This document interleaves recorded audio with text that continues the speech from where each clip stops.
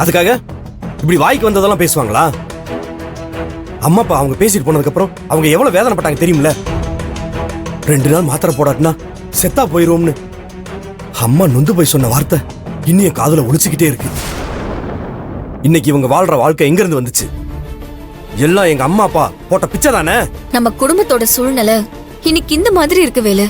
இது நாள் வரைக்கும் கீர்த்தியா உங்க அம்மாவும் எல்லாரையும் மறைமுகமா மனசு நோகுற மாதிரி பேசிட்டு இருந்தாங்க. எப்போ நம்ம புது ஹோட்டல் ஆரம்பிக்க மாமா 10 லட்சம் கொடுத்தாரோ அதுல இருந்து அவங்களுக்கு நம்ம மேல இருக்கிற ஆத்திரம் இன்னும் அதிகமாயிடுச்சு. அந்த கோவத்தை நம்ம கிட்ட காட்ட முடியாம இப்படி வீட்ல இருக்கிற ஒவ்வொருத்தர் மேலயும் காட்டிட்டு இருக்காங்க. நம்ம மேல கோவம் இருந்தா அதை நம்ம கிட்ட தானே காட்டணும். அம்மா அப்பா தேவையில்லாம அதை வாங்கிட்டு வா இதை வாங்கிட்டு வா சொல்றாங்க. மருந்து மாத்திரை தானே வாங்கிட்டு வர சொல்றாங்க. அதுக்கு போய் இப்படி இறக்கம் இல்லாம பேசிட்டு போறாங்க.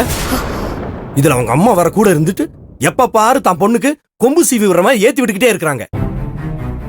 அந்த அம்மாவும் ஒரு வயசான பொம்பளை தானே.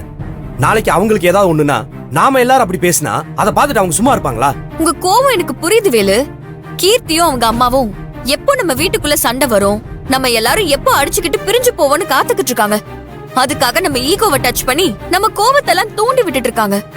அவங்க ஆசைப்படி எதுவுமே நடக்க கூடாது வேலு. அதுக்காக அவங்க பண்றதெல்லாம் பார்த்துட்டு சும்மா இருக்க சொல்றீங்களா?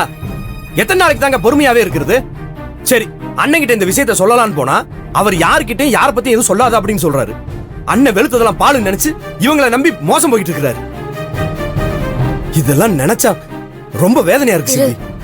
இவங்க ஒருத்தரால என் ஒட்டுமொத்த குடும்பமே என் கண்ணு முன்னாடியே நாசமா போயிட்டு இருக்கு செல்வி. திருமாமாவுக்கு இவங்க பண்றதெல்லாம் புரியாமல ஒண்ணு இல்ல வேலு.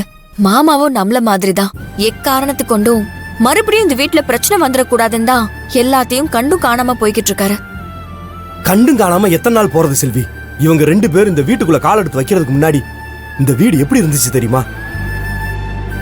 இன்னைக்கு இந்த குடும்பத்துக்கான மரியாதையே போயிருச்சு. எனக்கும் வேதனையா தான் இருக்கு. நாளுக்கு நாள் கீர்த்தியும் அவங்க அம்மாவும் பண்ற அக்கிரமம் அத்தை மீறி போய்கிட்டு இருக்கு. ஆனா என்ன பண்ண சொல்றீங்க?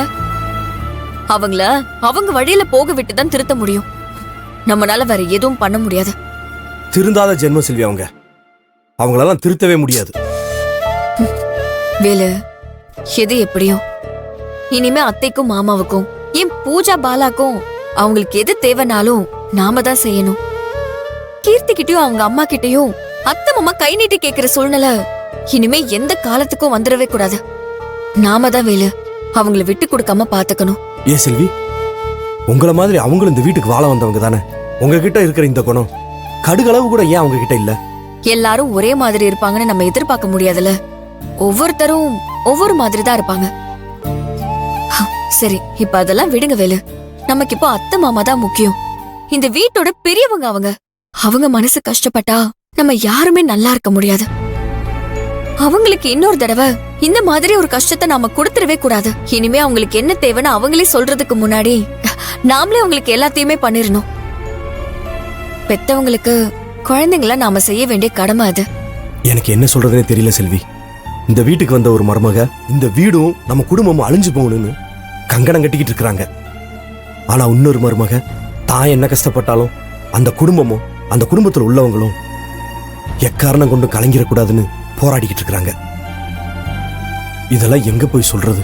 வேலு, ஏன் இப்படி எல்லாம் பேசுறீங்க? இல்ல செல்வி, மனசை வெறுத்து போச்சு செல்வி. வேலு, நான் இருக்கிற வரைக்கும் நீங்க என்னைக்கும் கலங்க கூடாது. நான் இருக்கேன். இனிமே இந்த மாதிரி ஒரு விஷயம் நடக்காது. நாம நடக்கவும் விட மாட்டோம். கொஞ்சம் பொறுமையா இருங்க.